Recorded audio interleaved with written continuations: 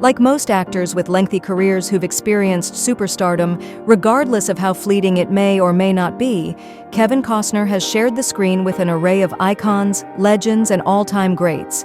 The two-time Academy Award winner has rubbed shoulders with Clint Eastwood, Sean Connery, Gene Hackman, Robert De Niro, Donald Sutherland, Glenn Close, Susan Sarandon, Morgan Freeman, James Earl Jones, Dennis Hopper, Paul Newman, and Tommy Lee Jones, to name just a small few, so he's well-versed in spending time with a cavalcade of industry heavyweights.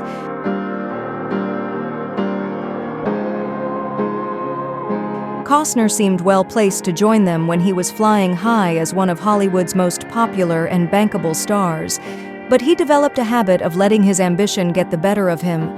Waterworld, The Postman, and Horizon saw the star invest millions of his own dollars to realize his creative vision, and it would be an understatement to say his risky gambit didn't pay off on any count.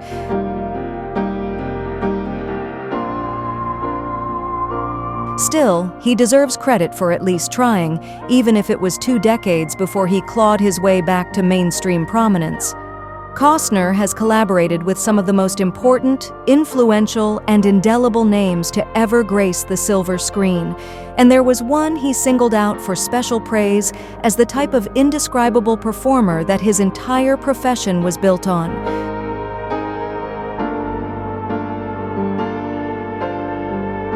Costner's 1989 hit Field of Dreams was Burt Lancaster's final credit before he passed away 5 years later at the age of 80, with the Oscar winner and 4-time nominee, one of Golden Age Hollywood's most celebrated leading men. He was among the first actors to found their own production company, went out of his way to work with the best directors, and constantly sought roles that would challenge him as a performer when it would have been a lot easier to continue sticking rigidly to type.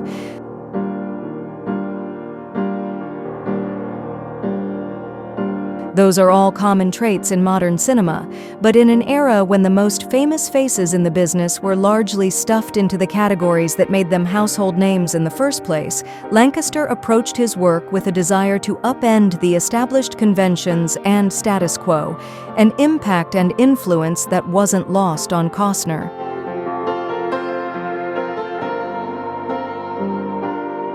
"I'm glad we're talking about Burt Lancaster," he said when looking back at Field of Dreams with front-row features, because he's the kind of actor that this industry was built on.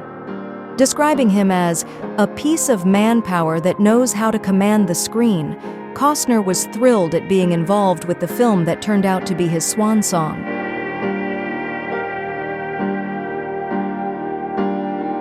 "When Burt Lancaster took that part, it was really great to see," he continued. "It was at the end of his career. I have a fondness for him because he's obviously a physical actor, and that's been a lot of my stock in trade. There are definite similarities between them, but with the greatest respect to Costner, he's no Burt Lancaster.